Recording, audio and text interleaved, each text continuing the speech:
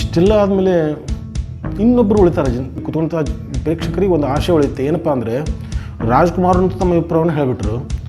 ಈಗ ನಿರ್ದೇಶಕರ ಅಭಿಪ್ರಾಯ ಏನಪ್ಪ? ಯಾಕಂದರೆ ಗೌಡರು ಕೂಡ ಕ್ಲೈಮ್ಯಾಕ್ಸನ್ನು ಚೇಂಜ್ ಮಾಡಬೇಕು ಅನ್ನೋಂಥ ಭಾವನೆಗೆ ಬಂದುಬಿಟ್ರು. ಇವಾಗ ಅನಿವಾರ್ಯತೆ ಬಂದುಬಿಡ್ತಾರೆ ಅವ್ರಿಗೆ. ಹಾಗಾದರೆ ಕ್ಲೈಮ್ಯಾಕ್ಸ್ ಚೇಂಜ್ ಮಾಡೋದು ಸಾಧ್ಯ ಒಳ್ಳೇದಾ ಅಂತ ಕೇಳಿದಾಗ ಅಲ್ಲಿದ್ದಂಥವ್ರು ಹೌದಪ್ಪ ಚೇಂಜ್ ಮಾಡೋದು ಚಲೋ ಅಂತ ಹೇಳಿಬಿಟ್ರು. ಈಗ ಉಳಿದ್ರದ್ದೇನು ಹಂಗಾರೆ ನಿರ್ದೇಶಕರು ಏನು ಹೇಳ್ತಾರೆ, ಆ ಕ್ಲೈಮ್ಯಾಕ್ಸನ್ನು ಚೇಂಜ್ ಮಾಡ್ಬೇಕಾದ್ರೆ ಯಾವ ರೀತಿ ಚೇಂಜ್ ಮಾಡಬೇಕು ಅನ್ನೋದ್ರ ಅಭಿಪ್ರಾಯ ಅನ್ನೋದು ಹೇಳ್ತಾರೋ ಏನಿದೆ ಅನ್ನೋದನ್ನು ಕೇಳಲಿಕ್ಕೆ ಎಲ್ಲರೂ ದೃಷ್ಟಿ ನಿರ್ದೇಶಕರ ಕಡೆ ಹೊಳತ್ತೆ. ಈಗ ಹಾಗಾದರೆ ನಿರ್ದೇಶಕರು ಅಂತಿಮವಾಗಿ ಇಷ್ಟೆಲ್ಲ ಅಭಿಪ್ರಾಯ ಬಂದಮೇಲೆ ರಾಜ್ಕುಮಾರ್ ಅಭಿಪ್ರಾಯನೇ ಹೀಗೆ ಬಂದಮೇಲೆ ಚಿತ್ರ ಯಶಸ್ಸು ಆಗೋದಿಲ್ಲ ಅನ್ನೋಂಥ ಕನ್ಫರ್ಮ್ ಆಗುತ್ತಲ್ಲಿ. ಹಾಗಾದರೆ ಚಿತ್ರ ಯಶಸ್ವಿ ಆಗೋದಿಲ್ಲ ಅಂದಾಗ ಆ ಕ್ಲೈಮ್ಯಾಕ್ಸ್ದಿಂದನೇ ಚಿತ್ರ ಹಾಳಾಗ್ತದೆ ಅಂದಾಗ ಕ್ಲೈಮ್ಯಾಕ್ಸನ್ನು ಯಾವ ರೀತಿ ಚೇಂಜ್ ಮಾಡಬೇಕಂತ ಏನು ಹೇಳ್ತಾರೆ ಗೌಡರು ಅನ್ನೋದೇ ಎಲ್ರಿಗೂ ಇರುವಂಥ ಒಂದು ಕ್ಯೂರಿಯಾಸಿಟಿ. ಸಿದ್ಧಲಿಂಗನವ್ರಿಗೂ ಇದು ಗೊತ್ತಾಗುತ್ತೆ. ಆವಾಗ ಸಿದ್ಧಲಿಂಗನವರು ವಿಚಾರ ಮಾಡಿ ಹೇಳ್ತಾರೆ, ಮುಖದ ಮೇಲೆ ನಿರ್ಧಾರಯುತವಾದಂಥ ಒಂದು ದೃಢತೆ ಇರುತ್ತೆ ಮುಖದಲ್ಲಿ.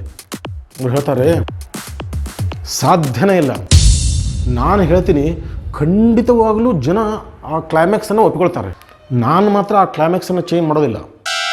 ಇನ್ನು ಆ ನಿರ್ಮಾಪಕರಿಗೆ ಆ ಕ್ಲೈಮ್ಯಾಕ್ಸನ್ನು ಚೇಂಜ್ ಮಾಡಬೇಕು ಅಂತ ಅನಿಸಿದರೆ ಬೇರೆ ನಿರ್ದೇಶಕನ ಕರ್ಕೊಂಬಂದು ಕ್ಲೈಮ್ಯಾಕ್ಸನ್ನು ಚೇಂಜ್ ಮಾಡ್ಕೊಳ್ಬೇಕಾದ್ರೆ ನಾನು ಮಾಡೋದಿಲ್ಲ ಅಂಥೇಳಿ ಎದ್ದು ಹೊರಟು ಹೋಗ್ಬಿಡ್ತಾರೆ. ನೋಡಿ, ಒಬ್ಬ ನಿರ್ದೇಶಕ ತನ್ನ ಕೆಲಸ ಎಷ್ಟರ ಮಟ್ಟಿಗೆ ಸಕ್ಸಸ್ ಆಗಿದೆ ಹಾಗೂ ಪ್ರೇಕ್ಷಕರ ನಾಡಿ ಮಿಡಿತ ಏನು ಅನ್ನೋದನ್ನು ಅರ್ಥ ಮಾಡ್ಕೊಂಡಿದ್ದ ಅಂದರೆ ಈ ರೀತಿ ನಿರ್ಧಾರಗಳು ಬರುತ್ತೆ. ಆವಾಗ ಸಿದ್ಧಲಿಂಗಯ್ಯನವರ ನಿರ್ಧಾರ ಹೇಗಿರ್ಬೋದು ನೀವು ಇಮ್ಯಾಜಿನ್ ಮಾಡಿ ಸ್ನೇಹಿತರೆ. ಅಂತಹ ಸಂದರ್ಭದಲ್ಲಿ ಎಲ್ಲರೂ ಕೈ ಬಿಟ್ಟಂತಹ ಸಂದರ್ಭದಲ್ಲಿ ತಾನು ಯೋಚಿಸಿದಂಥ ಯೋಚನೆ ಸರಿಯಾಗಿದೆ, ಇದಕ್ಕೆ ಪ್ರೇಕ್ಷಕರು ಸರಿಯಾದ ಅಭಿಪ್ರಾಯವನ್ನೇ ಕೊಡ್ತಾರೆ ಅನ್ನುವಂಥ ಭಾವನೆ ಆ ಸಿದ್ಧಲಿಂಗಯ್ಯನವರಿಗೆ ಬಂದಿರಬೇಕಾದ್ರೆ ಆ ಸಿದ್ಧಲಿಂಗಯ್ಯನವರು ಆ ಪ್ರೇಕ್ಷಕರ ನಾಡಿ ಮಿಡಿತವನ್ನು ಎಷ್ಟರ ಮಟ್ಟಿಗೆ ಅರ್ಥ ಮಾಡ್ಕೊಂಡಿದ್ದಾರೆ ಅನ್ನೋದ್ರಿಂದ ನಮ್ಗೆ ಕಂಡು ಬರುತ್ತೆ.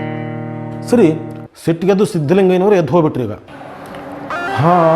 ಈಗ ಗೌಡ್ರ ಪರಿಸ್ಥಿತಿ ಇವರೆಲ್ಲ ಹೇಳ್ತಾ ಇದ್ದಾರೆ ಕ್ಲೈಮ್ಯಾಕ್ಸ್ ಸ್ವಲ್ಪ ಚೇಂಜ್ ಮಾಡಿ ದುಡ್ಡು ತಕ್ಕೊಳೋಣಪ್ಪ ಅಂದರೆ ನಿರ್ದೇಶಕರು ಈ ರೀತಿ ಹೇಳಿ ಹೋಗ್ಬಿಟ್ರು. ಗೌಡ್ರ ಪರಿಸ್ಥಿತಿ ರಣ ಬಿಸಿಲು ಮುಖದ ಮೇಲೆ. ಈಗ ಚುಟಿರು ಒಂದು ಹನಿ ರಕ್ತ ಇಲ್ಲ ಗೌಡ್ರ ಮೈ ಮೇಲೆ. ತಲೆ ಮೇಲೆ ಕೈ ಹೊತ್ತು ಕುತ್ಕೊಂಡ್ಬಿಟ್ಟಿದ್ದಾರೆ ಗೌಡ್ರು. ಇವನ್ನ ಮುಳುಗೆ ಹೋದ್ನಪ್ಪ ನಾನು ಅಂತೇಳಿ ತಲೆ ಮೇಲೆ ಕೈ ಹೊತ್ತು ಕುತ್ಕೊಂಡ್ಬಿಟ್ಟಿದ್ದಾರೆ. ಸ್ವಲ್ಪ ಹೊತ್ತು ವಿಚಾರ ಮಾಡ್ತಾರೆ, ಆಮೇಲೆ ಹೇಳ್ತಾರೆ ಗೌಡ್ರು ಮನಸ್ಸಿನಲ್ಲೇ ನಿರ್ಧಾರ ಮಾಡ್ಕೊತಾರೆ. ಏನಂತಂದರೆ, ನೋಡು, ನಿರ್ದೇಶನ ಅಂತೂ ಚೆನ್ನಾಗಿದೆ, ಕಥೆಯಂತೂ ನನ್ನ ಮನಸ್ಸಿಗೆ ಹಿಡಿಸಿದೆ, ಪ್ರೇಕ್ಷಕರ ಮನಸ್ಸಿಗೂ ಹಿಡಿಸ್ಬೋದು ಅಂತ ನನಗನ್ಸುತ್ತೆ. ಯಾವ ರೀತಿ ನಾರ್ಮಲ್ಲಾಗಿ ಒಂದು ಕಥೆ ಹೇಗಿರಬೇಕು, ಒಬ್ಬ ರೈತನ ಜೀವನದಲ್ಲಿ ಹೇಗಿರಬೇಕು ಅದನ್ನು ನಾನು ದುಡ್ಡಿಗೆ ಯಾವುದಕ್ಕೂ ಜಿಪುಣತನ ಮಾಡದೆ ಎಷ್ಟು ಬೇಕೋ ಅಷ್ಟು ದುಡ್ಡನ್ನು ಸುರಿದು ನ್ಯಾಚುರಲ್ಲಾಗಿ ಏನು ಬರುತ್ತೋ ಎಲ್ಲಿ ಬೇಕೋ ಹೋಗಿ ಶೂಟಿಂಗ್ ಮಾಡಿದ್ರೆ ಚೆನ್ನಾಗಿರುತ್ತೋ ಎಲ್ಲ ಹೋಗಿ ಮನಸ್ಫೂರ್ತಿಯಾಗಿ ಚಿತ್ರವನ್ನು ನಾನು ನಿರ್ಮಿಸಿದ್ದೇನೆ. ಈಗ ನಾನು ಪ್ರೇಕ್ಷಕರ ಮೇಲೆ ಭಾರ ಬಿಡ್ತೇನೆ, ಅದು ಏನಾದರೂ ಆಗಲಿ ಹೀಗೆ ಚಿತ್ರವನ್ನು ಬಿಡುಗಡೆ ಮಾಡದೆ ಸೈ ಅನ್ನುವಂಥ ನಿರ್ಧಾರಕ್ಕೆ ಗೌಡರು ಬಂದುಬಿಡ್ತಾರೆ. ಬೇರೆ ದಾರಿ ಇರಲ್ಲ ಸ್ನೇಹಿತರೆ ಅವ್ರಿಗೆ. ಹೀಗಾಗಿ ನಿರ್ಧಾರಕ್ಕೆ ಬಂದುಬಿಡ್ತಾರೆ. ನಮ್ಮ ಪ್ರಯತ್ನವನ್ನು ನಾವು ಮಾಡಿದ್ದೇವೆ, ನೀರಿನಂತೆ ದುಡ್ಡನ್ನು ಸುರಿದಿದ್ದೇವೆ, ರಾಜ್ಕುಮಾರ್ ನಾಮಬಲನೂ ಸುಧಾ ಚಿತ್ರಕ್ಕಿದೆ. ಇಷ್ಟು ಮನ್ ಕಲರ್ ಚಿತ್ರ ಬೇರೆ. ಇಷ್ಟು ಅಲ್ಲದೆ ರಾಜ್ಕುಮಾರ್ ಭಾರತೀಯ ಜೋಡಿ, ಜನಪ್ರಿಯ ಜೋಡಿ. ಹೀಗಾಗಿ ಪ್ರೇಕ್ಷಕರು ನನ್ನನ್ನು ಕೈ ಬಿಡಲ್ಲ ಅನ್ನುವಂಥ ಒಂದು ಮನಸ್ಥಿತಿಗೆ ಗೌಡರು ಆ ಸಂದರ್ಭದಲ್ಲಿ ಬಂದಿರ್ತಾರೆ. ಇಷ್ಟೆಲ್ಲ ವಿಶೇಷತೆಯಲ್ಲಿ ಒಂದಲ್ಲ ಒಂದಾದರೂ ಜನರಿಗೆ ಮನಸ್ಸು ಬರಲೇಬೇಕಲ್ಲ. ಆ ಯಾವುದಾದ್ರೂ ಒಂದು ಜನರ ಮನಸ್ಸು ಹಿಡಿಸ್ತು ಅಂದರೆ ಸಿನಿಮಾ ಹಿಟ್ಟಾಗೋದ್ರಲ್ಲಿ ಎರಡು ಮಾತೇ ಇಲ್ಲ ಅನ್ನುವಂಥ ಒಂದು ಭಾವನೆ ಬಂದಾಗ ಗೌಡರಿಗೆ ಧೈರ್ಯ ಬರುತ್ತೆ. ಹೌದು, ಇದು ಆಗಬಹುದು ಅನ್ನುವಂಥ ಒಂದು ಆಶೆ ಹುಟ್ಕೊಳ್ಳುತ್ತೆ, ಸಣ್ಣ ಒಂದು ಆಶೆ ಮೂಲೆಯಲ್ಲಿ ಹುಟ್ಕೊಳ್ಳುತ್ತೆ. ಆವಾಗ ಗೌಡರು ಸರಿ ಆದದ್ದಾಗಲಿ ಅಂತ ನಿರ್ಧಾರ ತೆಗೆದುಕೊಂಡೇ ಬಿಡ್ತಾರೆ. ಮುಂದೆ ಆಗಬೇಕಾಗಿರೋದೇನು, ಆ ಚಿತ್ರವನ್ನು ಸೆನ್ಸಾರ್ ಮಂಡಳಿ ಮುಂದೆ ಒಯ್ಯಬೇಕು. ಅದೊಂದಾದರೆ ಚಿತ್ರ ರಿಲೀಸ್ ಮಾಡಲಿಕ್ಕೆ ರೆಡಿ ಆಗುತ್ತೆ.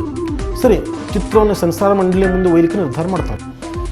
ಸರಿ, ಸೆನ್ಸಾರ್ ಮಂಡಳಿಯವರು ಒಂದು ದಿವಸ ನಿರ್ಧಾರ ಮಾಡ್ತಾರೆ. ಗೌಡರು ಒಂದು ದಿವಸ ಆ ಚಿತ್ರವನ್ನು ಒಯ್ದು ಸೆನ್ಸಾರ್ ಮಂಡಳಿಯವ್ರ ಮುಂದೆ ಆ ಚಿತ್ರವನ್ನು ಹಾಕ್ತಾರೆ. ಚಿತ್ರವನ್ನು ಪೂರ ಸೆನ್ಸಾರ್ ಮಂಡಳಿಯವರು ಕುತ್ಕೊಂಡು ಸಂಪೂರ್ಣವಾಗಿ ಚಿತ್ರವನ್ನು ಸೂಕ್ಷ್ಮವಾಗಿ ಅಬ್ಸರ್ವ್ ಮಾಡ್ತಾರೆ. ಚಿತ್ರ ಅಲ್ಲಿ ಮುಗೀತು.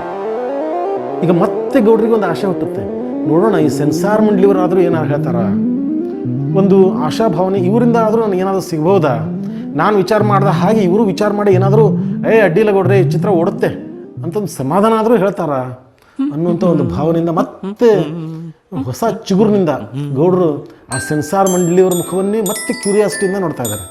ಆವಾಗ ಸೆನ್ಸಾರ್ ಮಂಡಳಿಯವರು ಚಿತ್ರವನ್ನು ನೋಡಿ ಮುಗಿಸಿದ ಮೇಲೆ ಗೌಡ್ರ ಕಡೆ ಹೊಳ್ಳಿ ನೀವು ನೋಡ್ತಾ ಇದ್ದಾರೆ. ಸೆನ್ಸಾರ್ ಮಂಡಳಿಯವರು ಗೌಡ್ರು ಅವ್ರ ಮುಖ ನೋಡ್ತಾ ಇದ್ದಾರೆ.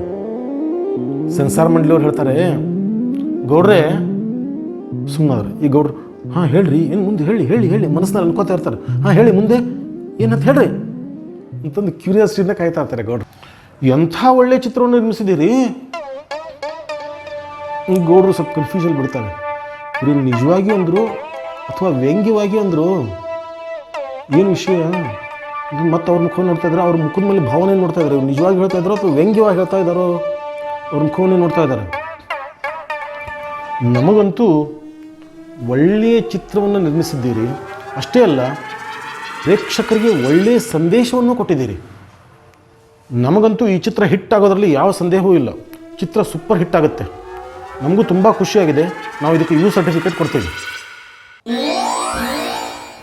ಈಗ ಗೌಡ್ರಿಗೆ ಮನಸ್ಸಿನ ಆಳದಲ್ಲಿ ಮತ್ತೆ ಆಶಾಭಾವನೆ ಚಿಗುರು ಹೊಡೆಯೋದಕ್ಕೆ ಶುರು ಆಗುತ್ತೆ. ಓಹೋ, ನಾನು ಅಂದ್ಕೊಂಡ ಹಾಗೆ ಒಂದಿಲ್ಲ ಒಂದು ಆಶಾಭಾವನೆ ಹುಟ್ಟಿತಪ್ಪ. ಇಷ್ಟೊಂದು ಚಿತ್ರಗಳನ್ನು ನೋಡಿದಂತಹ ಸೆನ್ಸಾರ್ ಮಂಡಳಿಯವರು ಈ ಅಭಿಪ್ರಾಯ ಕೊಡ್ತಾರಂದರೆ ಎಲ್ಲೋ ಒಂದು ಕಡೆ ಯಶಸ್ಸಾಗುವಂಥ ಚಾನ್ಸಸ್ ಇದೆ. ಸ್ವಲ್ಪ ಧೈರ್ಯ ಹುಟ್ಟುತ್ತೆ ಗೌಡ್ರಿಗೆ. ಮೊದಲು ಧೈರ್ಯ ತೊಗೊಂಡಿದ್ರು, ಈಗ ತಾವು ತೆಗೆದುಕೊಂಡಂಥ ಧೈರ್ಯದಕ್ಕೆ ಮತ್ತಿಷ್ಟು ಸಪೋರ್ಟ್ ಕೊಟ್ಟಾಗತ್ತೆ. ಯಾವಾಗ ಸೆನ್ಸಾರ್ ಮಂಡಳಿಯಿಂದ ಈ ಮಾತು ಬಂತು, ಗೌಡ್ರು ದೀರ್ಘ ಶ್ವಾಸವನ್ನು ಬಿಡ್ತಾರೆ. ಅಲ್ಲಿವರೆಗೂ ಗೌಡ್ರ ಮನಸ್ಸಿನಲ್ಲಿದ್ದಂಥ ದುಃಖ, ದುಗುಡ, ದುಮ್ಮಾನ, ಟೆನ್ಷನ್ ಪ್ರತಿಯೊಂದು ಕ್ಷಣಾರ್ಧದಲ್ಲಿ ಒಂದು ತೆರೆ ಎಳೆದಾಗತ್ತೆ. ಪೂರ ಹೋಗಿರೋದಿಲ್ಲ, ಆದರೆ ಒಂದು ಆಶಾಭಾವನೆ ಹುಟ್ಟಿದ್ರಿಂದ ಒಂದು ತೆರೆ ಎಳೆದಾಗ ಆಗಿರುತ್ತೆ. ಸ್ವಲ್ಪ ಸಮಾಧಾನ ಆಗಿರುತ್ತೆ. ಅಲ್ಲಿಗೆ ಬಂಗಾರದ ಮನುಷ್ಯನಿಗೆ ಮೊಟ್ಟ ಮೊದಲ ಜಯ ಸಿಕ್ಕಿರುತ್ತೆ. ಈಗ ಟೆನ್ಷನ್ನಲ್ಲಿದ್ದಂತಹ ಗೌಡ್ರ ಮುಖದಲ್ಲಿ ಒಂದು ಸಣ್ಣ ಮುಗುಳ್ನಗೆ ಕಾಣಿಸ್ತಿರುತ್ತೆ. ನೀವು ಟೆನ್ಷನ್ನಲ್ಲಿದ್ದು ಅವರು ಹೇಳಿದ ತಕ್ಷಣ ಸಮಾಧಾನ, ಒಂದು ಮುಗುಳ್ನಗೆ ಕಾಣಲಿಕ್ಕೆ ಶುರು ಆಗುತ್ತೆ. ಮುಂದೆ 1972 ಮಾರ್ಚ್ 31 ಬ್ಯಾಂಕಿನ ಪ್ರಕಾರ ವರ್ಷದ ಕೊನೆಯ ದಿನ. ಆವಾಗಿನ ಕಾಲದಲ್ಲಿ ಕರ್ನಾಟಕದಲ್ಲಿ ಇದ್ದಂತಹ ಚಿತ್ರಮಂದಿರಗಳೇ ಕೆಲವೇ ಕೆಲವು ಚಿತ್ರಮಂದಿರಗಳು ಆವಾಗಿರುತ್ತೆ. ಹಾಗಾಗಿ ಆವಾಗಿನ ಕಾಲದಲ್ಲಿ ಇಡೀ ಕರ್ನಾಟಕದಾದ್ಯಂತ 16 ಚಿತ್ರಮಂದಿರಗಳಲ್ಲಿ ಈ ಚಿತ್ರ ರಿಲೀಸ್ ಆಗುತ್ತೆ. ಕೇವಲ 16. ಈಗ ನಮ್ಗೆ ಕೇವಲ ಅನಿಸುತ್ತೆ, ಬಟ್ ಆಗಿನ ಕಾಲದಲ್ಲಿ 16 ಬಹಳ ಆಗಿತ್ತು. ಅಂಥ 16 ಚಿತ್ರಮಂದಿರಗಳಲ್ಲಿ ಚಿತ್ರ ರಿಲೀಸ್ ಆಗುತ್ತೆ. ಬೆಂಗಳೂರು ಸ್ಟೇಟ್ಸ್ ಚಿತ್ರಮಂದಿರ, ಸಂಜಯ್ ಚಿತ್ರಮಂದಿರ, ಗೀತಾಂಜಲಿ ಮತ್ತು ನವರಂಗ್. ಮೈಸೂರಲ್ಲಿ ಚಾಮುಂಡೇಶ್ವರಿ ಟಾಕೀಸ್, ಮಂಗಳೂರಿನಲ್ಲಿ ಜ್ಯೋತಿ ಚಿತ್ರಮಂದಿರ. ಹೀಗೆ ಉಳಿದಂತಹ ಸ್ಟೇಟ್ಸ್ಗಳಲ್ಲೂ ಕೂಡ ಅನೇಕ ಚಿತ್ರಮಂದಿರಗಳಲ್ಲಿ ಚಿತ್ರ ರಿಲೀಸ್ ಆಗುತ್ತೆ. ಉಳಿದಂತಹ ಸ್ಟೇಟ್ಸ್ಗಳ 10 ಚಿತ್ರಮಂದಿರಗಳಲ್ಲಿ ಚಿತ್ರ ಬಿಡುಗಡೆ ಆಗುತ್ತೆ. ಆವಾಗಿನ ಕಾಲದಲ್ಲಿ ಈಗಿರೋ ಹಾಗೆ ಟಿ ವಿ ಹಾಗೂ ಮೊಬೈಲು ಇರಲಿಲ್ಲಲ್ಲ. ಆವಾಗ ಪ್ರಚಾರ ಮಾಡಲಿಕ್ಕೆ ಇರುವಂಥ ಒಂದೇ ಒಂದು ಸಾಧನ ಅಂದರೆ ಪೇಪರ್ ಇಲ್ಲ ರೇಡಿಯೋ. ಅವುಗಳಲ್ಲೆಲ್ಲ ಪ್ರಚಾರ ಹೇಗೆ ಮಾಡಬೇಕು ಅನ್ನೋದನ್ನು ಅಚ್ಚುಕಟ್ಟಾಗಿ ಗೌಡರು ವ್ಯವಸ್ಥೆ ಮಾಡಿಸಿರ್ತಾರೆ ಪ್ರಚಾರ ಮಾಡಿಸ್ಲಿಕ್ಕೆ. ರಾಜ್ಕುಮಾರ್ ಭಾರತಿ ಚಿತ್ರ, ಇಷ್ಟಮನ್ ಕಲರ್ ಚಿತ್ರ, ಕೌಟುಂಬಿಕ ಚಿತ್ರ, ಹೀಗೆಲ್ಲ ಜನರಿಗೆ ಅಟ್ರಾಕ್ಷನ್ ಆಗೋ ಹಾಗೆ ಪದ್ಧತಿ ಪ್ರಕಾರವಾಗಿ ಪೇಪರ್ನಲ್ಲಾಗಲಿ ರೇಡಿಯೋದಲ್ಲಾಗಲಿ ಪ್ರಚಾರ ಮಾಡಿರ್ತಾರೆ, ಗೌಡರು ವ್ಯವಸ್ಥೆ ಮಾಡಿರ್ತಾರೆ. ಸರಿ, ಮೊದಲನೇ ದಿವಸ 1972 ಮಾರ್ಚ್ 31 ದಿವಸ ಮಾರ್ನಿಂಗ್ ಪ್ರದರ್ಶನ. ಎಲ್ಲರೂ ಕ್ಯೂರಿಯಾಸಿಟಿಯಿಂದ ಕಾಯ್ತಾ ಇರ್ತಾರೆ. ರಾಜ್ಕುಮಾರರು ಅಭಿಮಾನಿಗಳೇ ದೇವರು ಅಂದಿರ್ತಾರೆ. ಹಾಗಾದರೆ ಚಿತ್ರಕ್ಕೆ ಏನು ರೆಸ್ಪಾನ್ಸ್ ಬರುತ್ತೋ ನೋಡೋಣ. ಎಷ್ಟೇ ಆಗಲಿ ರಾಜ್ಕುಮಾರ್ ಹೊಸ ಚಿತ್ರ ಅಂತಾದರೂ ಜನ ಟಾಕೀಸ್ ಕಡೆ ಬರ್ತಾರೆ ಮೊದಲೇ ಶೋಕ್ಕೆ ಅನ್ನುವಂಥ ಆಶೆಯಿಂದ ಎಲ್ಲರೂ ಕಾಯ್ತಾ ಇರ್ತಾರೆ. ಆದರೆ ಪ್ರೇಕ್ಷಕರು ಯಾಕೆ ಹಾಗೆ ಮಾಡಿದ್ರೂ ಗೊತ್ತಾಗಲಿಲ್ಲ. ಏನಾಯ್ತು ಅಂದರೆ, ಮೊಟ್ಟ ಮೊದಲನೇ ಬಾರಿ ರಾಜ್ಕುಮಾರ್ ಚಿತ್ರಕ್ಕೆ ಪ್ರೇಕ್ಷಕರಿಂದ ನೀರಸವಾದಂತಹ ಪ್ರತಿಕ್ರಿಯೆ ಬಂದ್ಬಿಡುತ್ತೆ. ಯಾರೂ ಎಕ್ಸ್ಪೆಕ್ಟ್ ಮಾಡಿರೋದಿಲ್ಲ. ಮಿನಿಮಮ್ ಇಷ್ಟು ಜನ ಆದರೂ ಬರ್ಬೋದು ಅನ್ನೋಂಥ ಎಕ್ಸ್ಪೆಕ್ಟೇಷನ್ ಮಾಡಿರ್ತಾರೆ. ಅದಕ್ಕಿಂತಲೂ ಕಡಿಮೆ ಜನ ಚಿತ್ರಮಂದಿರಕ್ಕೆ ಬಂದಿರ್ತಾರೆ. ಈ ರಾಜ್ಕುಮಾರ್ ಜೀವನದಲ್ಲೇ ಮೊಟ್ಟ ಮೊದಲನೇ ಸಾರಿ ಅಷ್ಟೊಂದು ಕಡಿಮೆ ಪ್ರೇಕ್ಷಕರು ಮೊದಲನೇ ಶೋಕ್ಕೆ ಬಂದಿರೋದು. ಬಹುತೇಕ ನನಗನ್ಸುತ್ತೆ ಏನಾಗಿರುತ್ತೆ ಅಂದರೆ ಸ್ನೇಹಿತರೆ, ನಮಗೆ ಈಗ ಬಂಗಾರದ ಮನುಷ್ಯ ಸಕ್ಸಸ್ ಆದಮೇಲೆ ಕೇಳಿ ಬಂಗಾರದ ಮನುಷ್ಯ ಹೆಸರು ದೊಡ್ಡದು ಅನಿಸುತ್ತೆ. ಬಟ್ ಅದು ಮೊದಲು ರಿಲೀಸ್ ಆದಾಗ ಹೆಸರು ಅನೌನ್ಸ್ ಮಾಡಿದಾಗ ಬಂಗಾರದ ಮನುಷ್ಯ ಅಂತ ಅನೌನ್ಸ್ ಮಾಡಿದಾಗ ಚೂರಿ ಚಿಕ್ಕಣ್ಣ ಹೀಗೆಲ್ಲ ಅನ್ಇಮ್ಯಾಜಿನರಿ ಹೆಸರನ್ನು ಕೇಳಿದಂತಹ ಜನರಿಗೆ ಬಂಗಾರದ ಮನುಷ್ಯ ಒಂದು ಸಾಮಾನ್ಯ ಹೆಸರು ಅಂತ ಆಗುತ್ತೆ. ಹೀಗಾಗಿ ಚಿತ್ರದಲ್ಲಿ ಏನಿರ್ಲಿಕ್ಕೆ ಸಾಧ್ಯ, ಭಾಳ ಅಂದ್ರೆ ರಾಜ್ಕುಮಾರ್ನ ಹೊಗಳಿರ್ಬೋದು ಅನ್ನುವಂಥ ಒಂದು ಭಾವನೆ ಇತ್ತೋ ಏನೋ. ಅದಕ್ಕಾಗಿ ಪ್ರೇಕ್ಷಕರು ಅಷ್ಟೊಂದು ಇಂಟ್ರೆಸ್ಟ್ ತೋರಿಸ್ತಿಲ್ಲೋ ಏನೋ ಅಂತ ನನ್ನ ಅಭಿಪ್ರಾಯ. ಹೀಗಾಗಿ ಮೊದಲನೇ ಶೋಕ್ಕೆ ನೀರಸ ಪ್ರತಿಕ್ರಿಯೆ ಬಂದರು. ಆದರೆ ರಾಜ್ಕುಮಾರ್ ಚಿತ್ರಕ್ಕೆ ಮೊದಲ ಪ್ರದರ್ಶನಕ್ಕೆ ಯಾವ ರೀತಿ ಜನ ಬರಬೇಕಾಗಿತ್ತೋ ಆ ರೀತಿ ಜನ ಬರಲಿಲ್ಲ. ಈಗ ಗೌಡ್ರಿಗೆ ಮತ್ತೆ ಟೆನ್ಷನ್ ಶುರು ಆಯಿತು. ಹಾಗಾದರೆ ಪೂರ್ವ ಪ್ರದರ್ಶನ ನೋಡಿದಾಗ ಏನು ನಿರ್ಮಾಪಕರು ನಿರ್ದೇಶಕರು ರಾಜ್ಕುಮಾರ್ ಏನು ಅಭಿಪ್ರಾಯ ಕೊಟ್ಟಿದ್ರು, ಆ ಅಭಿಪ್ರಾಯನೇ ಸತ್ಯವಾಗಿ ಹೋಯ್ತೋ ಏನು ಅನ್ನುವಂತಹ ಒಂದು ಟೆನ್ಷನ್ ಯಾರ ಬೆಳೆನೂ ಉತ್ತರ ಇಲ್ಲ. ಎಲ್ಲರೂ ಟೆನ್ಷನ್, ಅದನ್ನು ನಟಿಸಿದಂತಹ ನಟರು ಟೆನ್ಷನ್ನು, ನಿರ್ದೇಶಕರು, ನಿರ್ಮಾಪಕರು ಮತ್ತು ತಾಂತ್ರಿಕ ವರ್ಗದವರು ಎಲ್ಲರೂ ನಾವು ವಿಚಾರ ಮಾಡಿದಾಗ ಈ ಚಿತ್ರ ಬಹುತೇಕ ಫೇಲ್ ಆಯಿತೋ ಏನೋ. ಉತ್ತರನೇ ಇಲ್ಲ ಯಾರ ಹತ್ರ. ಒಂದು ದಿವಸ ಆಯಿತು, 2 ದಿವಸ, 1ನೇ ದಿವಸ ಮೊದಲನೇ ಪ್ರದರ್ಶನ ಅಷ್ಟೇ ಅಲ್ಲ, 2ನೇ ಪ್ರದರ್ಶನ, 3ನೇ ಪ್ರದರ್ಶನ, ರಾತ್ರಿ ಸೆಕೆಂಡ್ ಶೋ ಪ್ರದರ್ಶನ, ಎಲ್ಲದರಲ್ಲೂ ನೀರಸ ಪ್ರತಿಕ್ರಿಯೆ. ಸರಿ, 1 ದಿವಸ ಆಯಿತು, ಮರುದಿವಸ ಏನಾದರೂ ಈ ಚಿತ್ರದಲ್ಲಿ ಏರ್ಬೋದೋ ಏನೋ ಅಂತ ಕಾಯ್ತಾ ಇರ್ತಾರೆ. 2ನೇ ದಿವಸ ಅದೇ ಪ್ರತಿಕ್ರಿಯೆ, ಮತ್ತು ನೀರಸ ಪ್ರತಿಕ್ರಿಯೆ. 3ನೇ ದಿವಸ ನೀರಸ, 4ನೇ ದಿವಸ ನೀರಸ, 5ನೇ ದಿವಸ ನೀರಸ ಪ್ರತಿಕ್ರಿಯೆನ ಬರ್ತಾಯಿದೆ. ಈಗ ಚಿತ್ರತಂಡದವರು ನಿಧಾನವಾಗಿ ಒಂದು ನಿರ್ಧಾರಕ್ಕೆ ಬಂದುಬಿಟ್ಟಿರ್ತಾರೆ. ಏನಪ್ಪ ಅಂದರೆ, ನಾವು ಏನು ಮೊದಲು ನಿರ್ಧಾರವನ್ನು ತೆಗೆದುಕೊಂಡಿದ್ವೋ ಅದೇ ನಿರ್ಧಾರ ಸರಿ ಇದೆ, ಚಿತ್ರ ಸಕ್ಸಸ್ ಆಗೋದು ಸಾಧ್ಯವೇ ಇಲ್ಲ, ನಾವು 4-5 ವಾರ ಆದರೂ ನಡಿಬೋದು ಅಂತ ನಾವು ಅಂದ್ಕೊಂಡಿದ್ವಿ. ಪ್ರೇಕ್ಷಕರ ಪ್ರತಿಕ್ರಿಯೆ ನೀರಸ ಇರೋದನ್ನು ನೋಡಿದರೆ 4-5 ವಾರ ಓಡೋದು ಇದು ಅಸಾಧ್ಯ ಅಂತ ಅನಿಸ್ತಾ ಇದೆ. ನಾವು ಹೇಳಿದಾಗೆ ಗೌಡರು ಕ್ಲೈಮ್ಯಾಕ್ಸನ್ನು ಚೇಂಜ್ ಮಾಡಿ ಹಾಕಿದರೆ ಚೆನ್ನಾಗಿರ್ತಿತ್ತೋ ಏನಪ್ಪ, ಗೌಡರು ಫೇಲ್ ಆಗಿಬಿಟ್ರೇನೋ ಅನ್ನುವಂಥ ಭಾವನೆ ಎಲ್ಲರಲ್ಲೂ, ಕೆಲಸ ಮಾಡಿದಂಥ ಎಲ್ಲರಲ್ಲೂ ಬಂದುಬಿಟ್ಟಿರುತ್ತೆ. ಆಗಲೇ ಆವಾಗ ನಿರ್ಮಾಪಕರಂಥ KCN ಗೌಡರು ಅಕ್ಷರಶಃ ಕಂಗಾಲಾಗಿಬಿಟ್ಟಿರ್ತಾರೆ. ನಂದು 12.5 ಲಕ್ಷ ಹೋಯ್ತಪ್ಪ, ಇದು ಲಾಭ ಹೋಲಿ, 12.5 ಲಕ್ಷನೂ ಹೊಳೆ ಬರೋದಿಲ್ಲ ನನಗೆ ಅನ್ನುವಂಥ ಒಂದು ಭಾವನೆಯಲ್ಲಿ ತಟಸ್ಥಾಗಿ ನೀರಸವಾಗಿ ಕಂಗಾಲಾಗಿ ಕೂತ್ಕೊಂಡ್ಬಿಟ್ಟಿರ್ತಾರೆ. ಹಿರಿಯರು ಹೇಳ್ತಾಯಿದ್ರು, ಮನಸ್ಸುಗೊಟ್ಟು ತಪಸ್ಸನ್ನು ಮಾಡಿದರೆ ಯಶಸ್ಸು ಸಿಕ್ಕೇ ಸಿಗುತ್ತೆ ಅಂತ ಜನ ಹೇಳ್ತಾಯಿದ್ರು ಹಿರಿಯರು.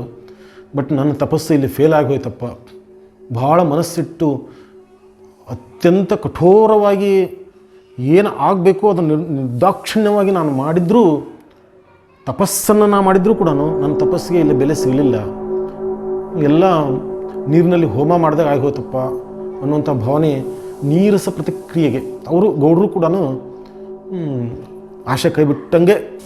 ಈ ಕಡೆ ನಿರ್ದೇಶಕರು ಅಲ್ಲಪ್ಪ, ಸತತವಾಗಿ ನ್ಯಾಚುರಲ್ ಬರಲಿ ಅಂತಿಕೊಂಡು ಯಾವ ದೃಶ್ಯಗಳಲ್ಲಿಯೂ ಕಾಂಪ್ರಮೈಸ್ ಮಾಡ್ಕೊಳ್ತೇವೆ, ನ್ಯಾಚುರಲ್ದು ಹ್ಯಾಕೆ ಕೇಳುತ್ತೆ ಅದೇ ರೀತಿ ಶೂಟಿಂಗ್ ಮಾಡಿದರೂ ಕೂಡ ಚಿತ್ರ ಯಾಕೆ ಹೀಗಾಯಿತು? ಕಥೆನೂ ಚೆನ್ನಾಗಿತ್ತು, ಅದರಲ್ಲಿಯೂ ನಾವು ಜುಪುಣತನ ಮಾಡಿಲ್ಲ, ಏನು ಖರ್ಚು ಮಾಡಿದ್ದೀವಿ, ಯಾವ ರೀತಿ ಶಾರ್ಟನ್ನು ತೆಗಿಬೇಕು ಅದನ್ನು ಅಗದಿ ನಿರ್ದಿಷ್ಟವಾಗಿ 1 ಸತಿ ಬಿಟ್ಟು 2 ಸತಿ ಬಿಟ್ಟು 4-5 ಸತಿ ಆದರೂ ತಪ್ಪದೆ ನಮಗೆ ಹೇಗೆ ಬರಬೇಕೋ ಹಾಗೆ ಶಾರ್ಟನ್ನು ನಾವು ಮಾಡಿದ್ದೀವಿ. ಆದರೂ ಪ್ರೇಕ್ಷಕರ ಮನಸ್ಸಿನಲ್ಲಿ ಇದು ಯಾಕೆ ಹೀಗೆ ಬಂತು? ನಿರ್ದೇಶಕರಂಥ ಸಿದ್ಧಲಿಂಗಯ್ಯನವ್ರಿಗೂ ಒಂಥರ ಚಿಂತೆ ಶುರು ಆಗುತ್ತೆ. ಇದು ಇಷ್ಟೆಲ್ಲ ನೋಡಿದ್ಮೇಲೆ 5 ದಿವಸ ಆದಮೇಲೆ ಅವ್ರಿಗೂ ಹೋಪ್ಸ್ ಹೋಗುತ್ತೆ. ಸರಿ ಬಿಡು, ಆಯ್ತು ಇದೊಂದು ಫೇಲ್ಯೂರ್ ಆಯ್ತು ಅಂದುಕೊಂಡು ತಮ್ಮ ಊರಿಗೆ ಹೋಲಿಕೆ ಸಿದ್ಧಲಿಂಗಯ್ಯನವರು ಟ್ರೈನನ್ನು ಹತ್ತಾರೆ. ಆದರೆ ರಾಜ್ಕುಮಾರ್ ಮಾತ್ರ ತಮ್ಮ ಹೋಪ್ಸನ್ನು ಬಿಟ್ಟಿರೋದಿಲ್ಲ. ಅವ್ರೇನು ತಗೊಂಡು ವಿಚಾರ ಮಾಡ್ತಿರ್ತಾರೆ ಅಂದರೆ,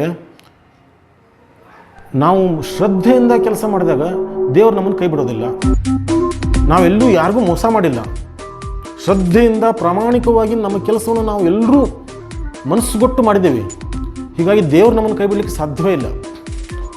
ಅಂತೂ ಒಂದು ಪವಾಡ ಏನಾದರೂ ನಡಿಬಹುದಿಲ್ಲೇ, ಏನಾದರೂ ಒಂದು ಪವಾಡ ನಡಲಿಕ್ಕೆ ಸಾಧ್ಯ ಇದೆ ಇದರಲ್ಲಿ, ದೇವರು ಇದನ್ನು ಕೈ ಬಿಡೋದಿಲ್ಲ ಅನ್ನುವಂಥ ಒಂದು ನಿರ್ಧಾರದಿಂದ ನಿರೀಕ್ಷೆಯನ್ನು Rajkumar ಬಿಟ್ಟಿರೋದಿಲ್ಲ.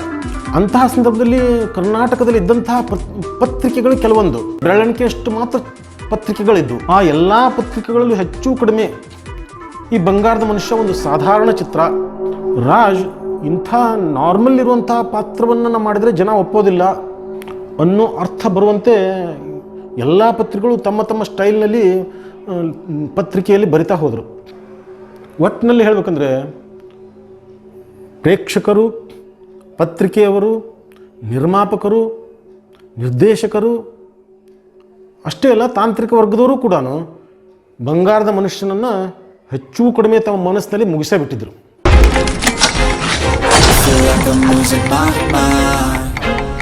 Everybody in the world